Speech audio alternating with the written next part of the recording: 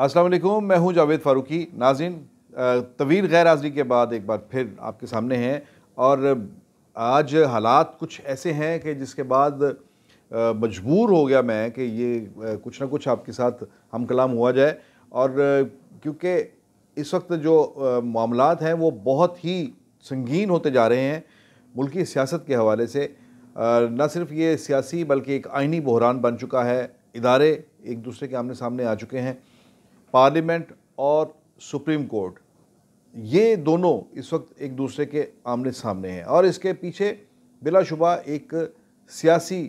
जो महाजराई थी वही उसी ने ये सारा काम दिखाया है कि वो सियासी महाजराई, सियासी बहरान जो है वो अब एक आइनी बहरान और इदारों के दरमियान तसादम की शक्ल इख्तियार करता जा रहा है। आज इसी पर बात करेंगे और इससे पहले गुजारिश है कि आप मेरा चैनल सब्सक्राइब कीजिए, लाइक कीजिए और शेयर कीजिए।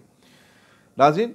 आज के दिन में 2-3 बड़े वाक़यात हुए हैं। अगर हम ये कहें कि पिछले 24-28 घंटे के अंदर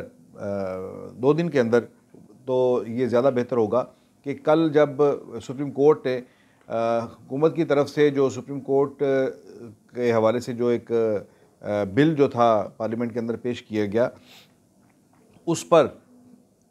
वो बिल अभी तक मंजूरी के मराहिल में है। लेकिन सुप्रीम कोर्ट के अंदर 2 दरख्वास्तें उसके हवाले से जमा हुई और उसी पर चीफ जस्टिस ऑफ पाकिस्तान ने नोटिस लेते हुए एक बेंच तश्कील दे दिया, 8 रुकनी बेंच तश्कील दे दिया। इस बेंच की तश्कील से लेकर जो एक तूफ़ान उठा है वो अब थमने का नाम नहीं ले रहा और उसके बाद आज हुकूमत ने उसका जवाब दिया है। और आज के दिन में जो है वो 2-3 वाक़यात ऐसे हुए हैं जो मैं समझता हूँ कि बहुत ही इम्पोर्टेंट है और उनकी तरफ हमें देखना पड़ेगा कि आखिर ये क्या जा रहा है। नंबर 1 तो ये कि वो जो सुप्रीम कोर्ट ने जो नोटिस लिया और उनको दरख्वास्तों को पजीराई दी और उसके ऊपर बेंच बना दिया, उस पर आज समाअत हुई और उसमें सुप्रीम कोर्ट ने इनकी समाअत जो है वो अगले हफ्ते तक के लिए मुलतवी कर दी। लेकिन ये बज़ाते ख़ुद इस बेंच का तश्कील पाना, वो एक तरह से समझें कि यानी उन दरख्वास्तों को पजीराई मिलना, उस बिल के ख़िलाफ़ जो दरख्वास्तें हैं उनको पजीराई मिलना और उस पर बेंच तश्कील पाना, ये बज़ाते ख़ुद एक सुप्रीम कोर्ट की एक सेंस जो है उसको ज़ाहिर करता है कि वो इस कानून साजी को वहाँ पर चीफ जस्टिस के यहाँ पसंद नहीं किया जा रहा। दूसरी बात ये कि पार्लियामेंट की तरफ से अगर हम देखें तो वो ये कहते हैं कि अभी तो ये बिल पास ही नहीं हुआ, सदर ने एक बार एतराज़ करके उसे वापस भेजा है और अभी दोबारा उसके ऊपर यह है कि पार्लियामेंट के अंदर उसकी दोबारा पेश किया जाएगा और उसे मंजूर करवाया जाएगा और उसके बाद फिर दोबारा सुप्रीम प्रेसिडेंट को भेजा जाएगा या मुश्तरका इजलास से मंजूर करवा कर उसे जो है कानून की शक्ल दी जाएगी। लेकिन इससे पहले ही चीफ जस्टिस ने बड़ी उजरत का मुजाहरा किया और उस पर अपनी एक सेंस दे भी दी, एक बेंच तश्कील देकर। तो आज पार्लियामेंट के अंदर जो उसका फिर जवाब आया, वो उस सुबह का आगाज़ तो ये हुआ कि तमाम हुकूमती इत्तेहादी जमातों ने एक प्रेस कॉन्फ्रेंस की और उसमें सुप्रीम कोर्ट के चीफ जस्टिस की तरफ से ये जो एक्ट है उसकी ख़िलाफ़ बड़े शदीद जज्बात का इज़हार किया गया और कहा गया कि ये उन्हें ऐसा नहीं करना चाहिए क्योंकि पार्लियामेंट जो है, अल्टीमेट राइट पार्लियामेंट का है कि वो कानून साजी करे और अगर आप पार्लियामेंट की कानून साजी को स्ट्राइक डाउन करते हैं तो ये आप एक इदारे के काम में मुदाखलत कर रहे हैं। दूसरा काम ये हुआ कि जो बिल था सुप्रीम कोर्ट के प्रोसीजर के हवाले से, जिसमें चीफ जस्टिस की जो सो मोटो पावर्स हैं उनको कर्टेल किया गया, कहा गया कि ये एक की बजाय 3 सीनियर जजेस जो हैं सुप्रीम चीफ जस्टिस समेत वो मिलकर किसी भी सो मोटो का फ़ैसला करें कि लेना चाहिए और फिर बेंच की तश्कील के हवाले से ये जो मामला थे, ये जो बिल था जो बहुत इम्पोर्टेंट, जिस पर सारा जो है वो एक तनाज़ा खड़ा हुआ है, वो बिल वो तो अभी पेश नहीं हुआ। लेकिन इस दौरान जो हुकूमत ने बिल पेश एक और किया कि इलेक्शन कमीशन में को जो फ़ंड्स की जो देने हैं, फ़ंड्स जो देने हैं इलेक्शन के लिए सुप्रीम कोर्ट के हुक्म के मुताबिक, उन फंड्स की अप्रूवल के लिए जो बिल पेश किया गया, उस बिल को वो स्टैंडिंग कमेटी को रेफ़र कर दिया गया था। स्टैंडिंग कमेटी ने उसको रिजेक्ट कर दिया। उसके बाद वो फिर बिल जो है वो दोबारा पार्लियामेंट में लाया गया और फिर पार्लियामेंट से भी रिजेक्ट किया गया। यानी एक ऐसा बिल हुकूमत ने पेश किया, एक ऐसी कानून साजी की। आमतौर पर हुकूमतें कानून साजी वो करती हैं, ऐसी कानून साजी की जाती है जो उन्होंने, जिस कानून को उन्होंने मंजूर करवाना हो या जो कानून बनाना हो, ऐसा ही बिल जो है वो असेंबली के अंदर लाया जाता है। लेकिन ये एक अजीब बात हुई कि एक ऐसा बिल तश्कील देकर, तरतीब देकर पार्लियामेंट में लाया गया कि जिसको रिजेक्ट करवाना मकसूद था। या फिर ये कि आज की डेट तक तो नहीं था, रात तक तो नहीं था इसे रिजेक्ट करवाना, लेकिन कल जब चीफ जस्टिस ने हुकूमत की कानून साजी को उन्होंने ले लिया कि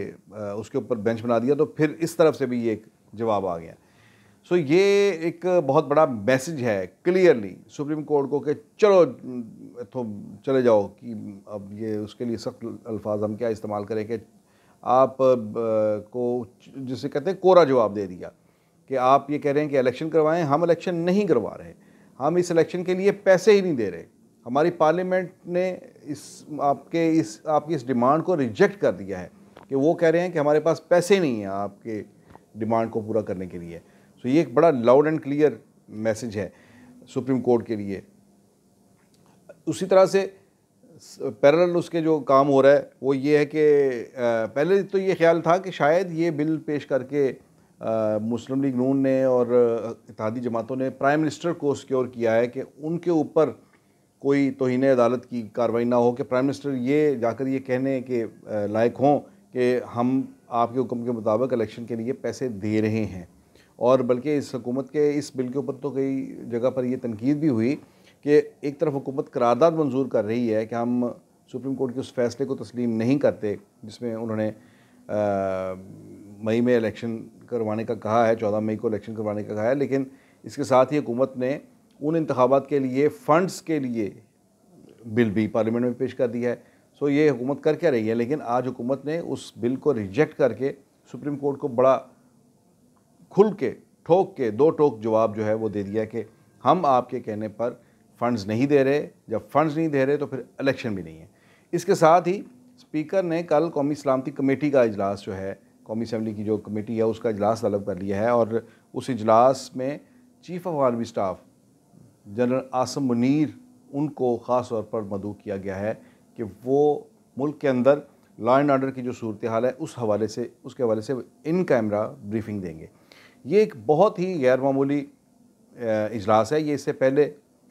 भी जो है वो इजलास हुए। ये आई थिंक पीपल्स पार्टी के दौर में एक जॉइंट सेशन हुआ था, उसमें उस वक्त के आर्मी चीफ और DGISI उन्होंने शिरकत की थी और उन्होंने पाकिस्तान के अंदर जो दहशतगर्दी की कार्रवाइयाँ हैं उनके ख़िलाफ़ जो ऑपरेशन है उस हवाले से जो है वो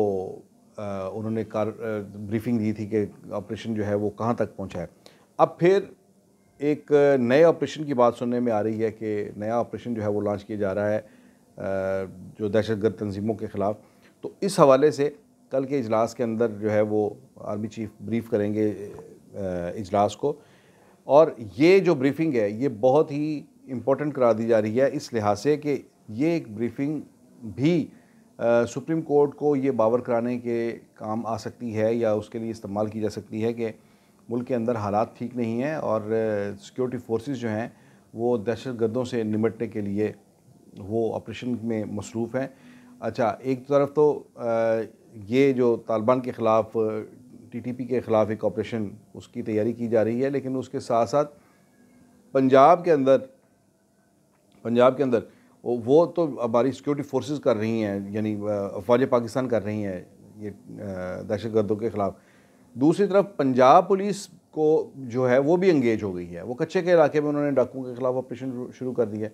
सारी पुलिस फोर्स और जो रिज़र्व्स जितनी भी थी वो भी उन्होंने कच्चे के इलाके में पहुंचा दी हैं और इस वक्त पंजाब पुलिस भी हाथ झाड़कर सुप्रीम कोर्ट को दिखा रही है कि हमारे पास भी कोई नफरी नहीं है, पुलिस फोर्स नहीं है कि जो आपके इंतखाबात की डिमांड को पूरा किया जा सके, इसलिए हम भी अवेलेबल नहीं हैं। सो फंड्स नहीं है, सिक्योरिटी नहीं है, लॉ एंड ऑर्डर की सूरत हाल ठीक नहीं है, ये तीनों केसेस जो हैं ये तैयार कर लिए हैं और अब देखना है कि अब इस हवाले से हुकूमत किस तरह से केस पेश करती है और क्या सुप्रीम कोर्ट इस पर हुकूमत के ख़िलाफ़ तौहीन अदालत की कार्रवाई करती है। आज़ाद कश्मीर के वज़ीर-ए-आज़म के ख़िलाफ़ जो कार्रवाई हुई उसके बाद ये चीज़ जो है ये इस पर बहुत ज़ोर देकर बात हो रही है कि अगर हुकूमत इलेक्शन ना करवाए और सुप्रीम कोर्ट के ऑर्डर पर कोई अमल दरामद ना हुआ तो इस पर चीफ जस्टिस ऑफ पाकिस्तान और वो उनका 3 रुकनी बेंच जो है वो इसका नोटिस लेकर इसके ऊपर जो है वो वज़ीर-ए-आज़म के ख़िलाफ़ तौहीन अदालत की कार्रवाई भी कर सकता है और वज़ीर-ए-आज़म को घर भी भेज सकता है। बहरहाल बड़े फ़ैसला कुन मराहिल में खेल जो है वो दाखिल हो गया है। अब देखना ये है कि सबसे जो डिसाइसिव जो रोल है, फ़ैसला कुन किरदार जो है वो पाकिस्तान की एस्टेब्लिशमेंट का है, फ़ौज का है कि क्या वो हुकूमत के साथ पूरा कंधा लगाते हैं इस चीज़ को टालने के लिए, इलेक्शन को आगे करने के लिए। लेकिन इसके साथ साथ आखिर में एक जो है वो एक और ख़बर भी आपके साथ शेयर करता चलूँ कि पीपल्स पार्टी इस तमाम सियासी बहरान को ख़त्म करने के लिए मुज़ाकरात और मुफ़ाहमत की एक मिशन लेकर मैदान में आ गई है और उन्होंने आज एक 3 रुकनी कमेटी भी तश्कील दे दी है जिसमें यूसुफ रज़ा गिलानी हैं, कमर ज़मान कायरा हैं और सैयद नवीद कमर हैं। ये हुकूमती जो अलायंस है उसकी जमातों के साथ मिलकर उन्हें इस बात पर कायल करेंगी कि ये कमेटी कायल करेगी कि आप एक हार्ड लाइन जो है उसे छोड़ें और पीटीआई के साथ मुज़ाकरात किए जाएँ या जिन लोगों के साथ भी मुज़ाकरात करने की ज़रूरत है मुज़ाकरात किए जाएँ और माहौल को ठंडा किया जाए। अब ये पीपल्स पार्टी क्या सोचकर और उसे क्या नज़र आ रहा है, क्यों इसमें उसने ये मूव चली है, क्या ये उसकी अपनी पर्सनल इनिशिएटिव है उसका या ये हुकूमती अलायंस के अंदर ही within alliance by design एक मूव है, ये बहरहाल आने वाले दिनों में ये बात खुलकर सामने आ जाएगी कि ये कमेटी किस तरह से मूव करती है और इसमें इस अमल में से क्या बरामद करती है। बहरहाल सुप्रीम कोर्ट और हुकूमत के हवाले से आइंदा 2-4 दिन जो हैं ये बहुत ही इम्पोर्टेंट और फ़ैसला कुन करार दिए जा रहे हैं। अब तक के लिए इतना ही, इजाज़त दीजिए। अल्लाह हाफ़िज़।